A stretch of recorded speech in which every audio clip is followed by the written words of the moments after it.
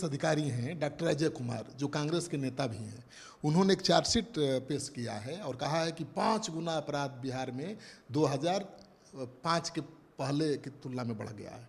ये आंकड़ा मुझे भी नहीं पच रहा है कि 5 गुना अपराध के ग्राफ में बढ़ोतरी हुई है। यहाँ लॉ एंड ऑर्डर बिल्कुल ध्वस्त हो गया है। 2005 से पहले ठीक था, वो कह रहे थे। वो भी आईपीएस अधिकारी हैं, बिहार में काम कर चुके हैं, आप भी काम कर चुके हैं। आपने 2005 के पहले के बिहार को भी देखा है, मैंने भी देखा है। तो मुझे लगता है कि आंकड़ों की बाजीगरी क्या है? नहीं, देखिए, आंकड़ा तो राष्ट्रीय अपराध अभिलेख ब्यूरो प्रकाशित करती है, स्टेट क्राइम रिकॉर्ड्स ब्यूरो है, हमारे सीआईडी भी आंकड़ा रखती है। तो ये आंकड़ा में किसी तरह की कोई विसंगति नहीं है और ये आंकड़ा ऐसा नहीं है कि कोई आंकड़ा को मैनिपुलेट कर सकता है। तो और आज के डेट में और भी आंकड़े को मैनिपुलेट करना एकदम ही संभव नहीं है, क्योंकि तरह तरह के क्रॉस चेक्स हैं इसमें।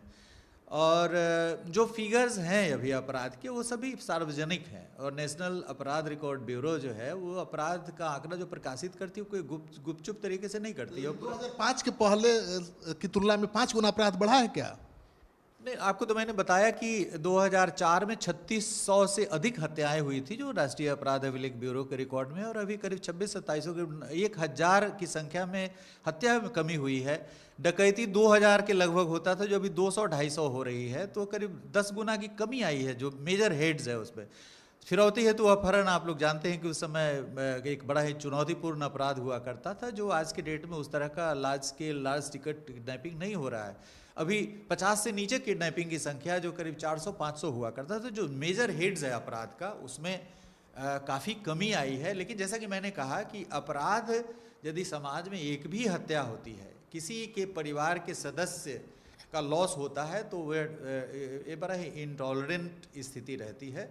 तो समाज के अंदर अपराध के प्रति एक भी अपराध होगा उसको समाज नहीं टॉलरेट करना चाहती है, तो वो रहेगा। लेकिन फिगर्स, जहाँ तक राष्ट्रीय अपराध अभिलेख ब्यूरो का फिगर लीजिएगा, और ये तो मैंने एब्सोल्यूट फिगर आपको बताया।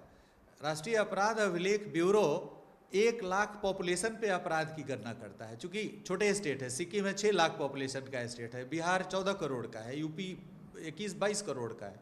तो एब्सोल्यूट फिगर से आप तुलना राज्य का नहीं कर सकते, इसलिए एक मापदंड है कि प्रति 1 लाख जनसंख्या पे कितनी हत्या हुई, कितनी डकैती हुई।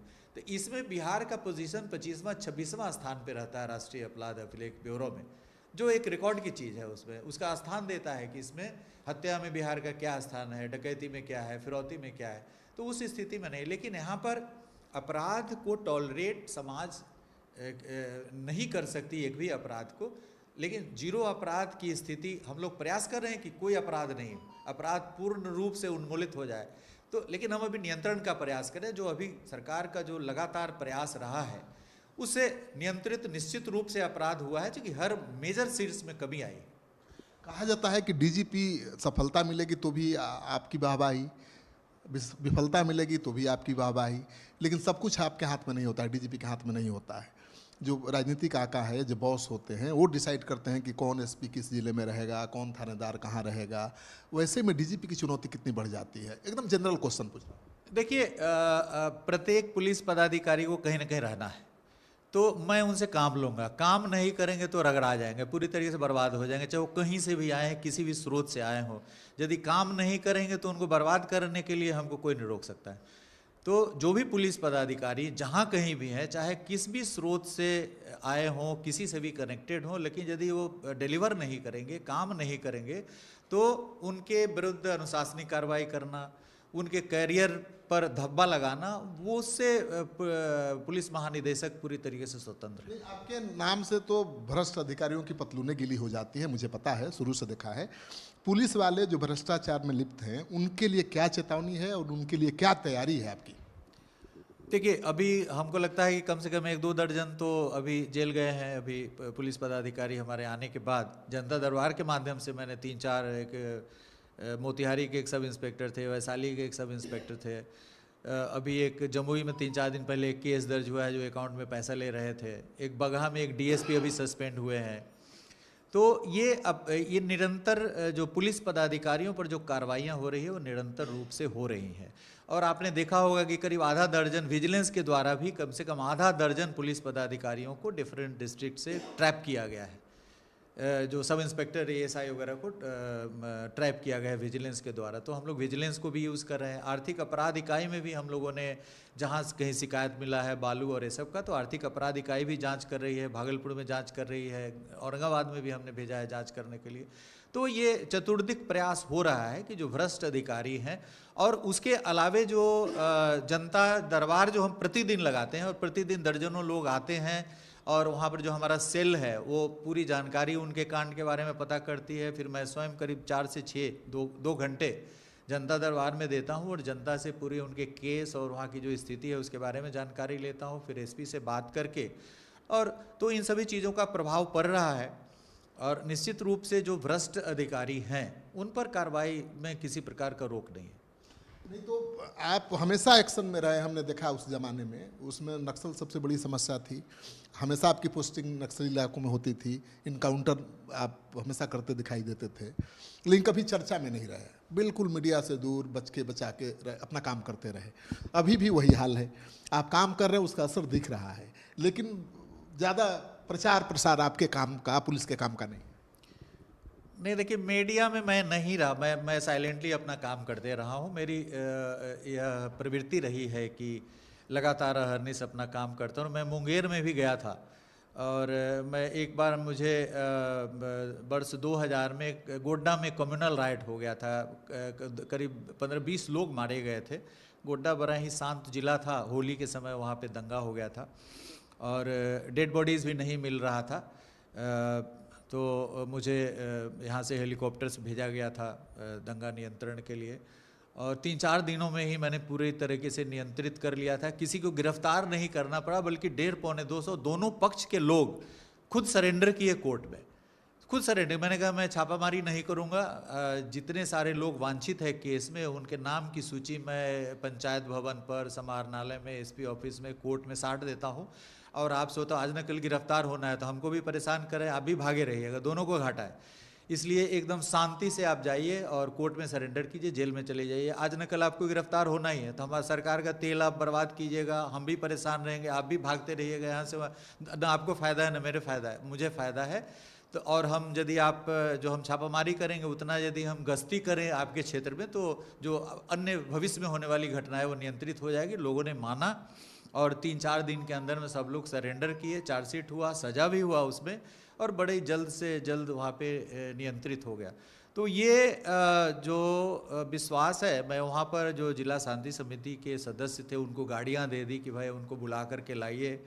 फिर हुआ कि जो बाकी लोग हैं उनसे हमें मतलब नहीं है, जिनका केस में नाम है वो आए, और जिनका केस में नाम नहीं हो गांव में आए वापस लौट करके, और जिनका केस में नाम है वो जेल में जाए। तो इधर आप जेल में जाइए, नहीं तो गांव में आइए। गांव में आइए तो हम बात करेंगे आपसे, आपके घर जल गए हैं उसको निर्माण करिए, सब करिए। तो बहुत जल्द लोगों ने मेरी बात पर विश्वास किया और उस तरह से ये किए थे। मुंगेर में भी मैं गया था, जब वहाँ पे घटना हो गई थी तो मैं घटनास्थल पे गया, वहाँ पर नक्सलियों के खिलाफ अभियान चला। 2010 में भी मैं भागलपुर में IG कम ही दिनों के लिए था, 3-4 महीने था, तो उस समय आई थिंक मुंगेर, जमुई वगैरह में काफ़ी ऑपरेशन चला था और करीब 100 की संख्या में नक्सली गिरफ्तार हुए थे, काफ़ी आर्म्स एमुनिशन वगैरह बरामद हुआ था। तो ये जो नक्सली अभियान हो या संगठित अपराध के विरुद्ध अभियान हो, लगातार हम लोग इसमें बड़े समर्पित ढंग से कार्य करते रहे हैं, और हमारा कोई ऐसा कोई और एजेंडा है नहीं, मतलब सिर्फ अपराध उन्मूलन ही एजेंडा है, तो हम उसमें लगे। DGP बने तो इनकाउंटर शुरू हो गया, ठाए ठाए धाए धाए दिखाई देने लगा कि अब UP की तरह यहाँ भी अब ठाए ठाए धाए धाए होगा, पुलिस खदेड़ के मारेगी। नहीं, वैसा हमारा कोई मॉडल नहीं है। जब हम अपराधी के पीछे पड़े हुए हैं। अब आप आरा वाले कांड में ही देखिए कि एकदम रिकॉर्ड टाइम में सभी के सभी अपराधी पकड़े गए, सभी के सभी अपराधी पकड़े गए। बल्कि जो 2 वेस्ट बंगाल के जेल से कॉन्स्पिरेसी किए थे उनको भी हम लोग यहाँ ला करके पूछताछ की, उनको भी रिमांड किए। तो सभी के सभी अपराधी पकड़े गए और काफ़ी मात्रा में स्वर्णाभूषण बरामद हुए जो लूटे गए थे उसमें। जो इधर उधर थोड़ा सा पिलफरेज हो गया है, जैसे उसमें पता चला कि डकैतों को भी कुछ लोगों ने लूट लिया, तो उसको भी हम लोगों ने पिस्टल और स्वर्णाभूषण वगैरह बरामद उन लोगों से भी किया गया है दियारा क्षेत्र से। तो काफ़ी तेज़ी से जब आप पुलिसिंग करेंगे, सक्रिय होकर के करेंगे, तो अपराधियों से भिड़ंत होना स्वाभाविक है। सोना लूटकांड तो बहुत बड़ा कांड था, और जितना जल्दी पुलिस एक्शन में आई और उद्भेदन हो गया, ये भी बड़ी सफलता है। इसका मतलब कि पुलिस एक्शन में रहे, ईमानदारी से काम करे, तो हर कांड का तुरंत उद्भेदन हो सकता है। हाँ, एकदम हो सकता है। जैसे पटना जिले में या अन्य जिलों में हम देख रहे हैं कि सैकड़ों कांडों, जो गृहवेदन का काम है, चोरी का कांड है, जैसे अभी आपने देखा होगा कि एक कोई चेन स्नैचर 51 चेन के साथ अभी पूरा गैंग गिरफ्तार हुआ है। तो इसी तरीके से जो सामान्य अपराध है उसको भी हम काफ़ी संवेदनशीलता के साथ ले रहे हैं। अभी एक बेतिया में 4-5 जिलों में एक बैटरी चोर का एक संगठित गिरोह था। तो मैंने उसमें कहा कि ग्रुप सुपरविज़न करके और इन सबको पता किए, तो 5-7 जिलों का काफ़ी करीब 1 दर्जन अभियुक्त गिरफ्तार हुए। तो जो सामान्य कांड है जिसके प्रति पुलिस की नज़र नहीं थी, उसको मान रहे थे कि इसमें कुछ करने की ज़रूरत नहीं है, मैं वैसे कांडों को भी, और ऐसे सैकड़ों हजारों कांड इस तरह के डिटेक्ट हुए हैं जिसमें जो चोर गिरोह के सदस्य हैं वही काफ़ी संख्या में गिरफ्तार हुए हैं। मोटरसाइकिल चोरी करने वाले, वाहन चोरी करने वाले, उन पर भी हमारी नज़र है। सुन रहे थे, बड़ा बेबाकी से जवाब दे रहे हैं। ये बिहार के डीजीपी हैं और सिंघम स्टाइल में बोल रहे हैं। ये अपराधी के लिए ही नहीं, पुलिस कर्मियों के लिए भी बोल रहे हैं कि अगर भ्रष्टाचार कर रहे हो तो खुद सरेंडर कर दो, नहीं करोगे तो हमारा तेल जाएगा और टाइम जाएगा, उतने में हम कुछ और भी काम कर लेंगे। तो ये जो संकेत दे रहे हैं ये अपराधियों के लिए भी है और पुलिस वालों के लिए भी हैं जो भ्रष्टाचार में सम्मिलित है। आप भी अपना ओपिनियन दीजिएगा कि बिहार के डीजीपी का बेबाकी इंटरव्यू आपको कैसा लगा, और अगर कोई क्वेश्चन रह गया हो तो जरूर कमेंट सेक्शन में बताइएगा। तब तक के लिए बने रहे हमारे साथ। धन्यवाद।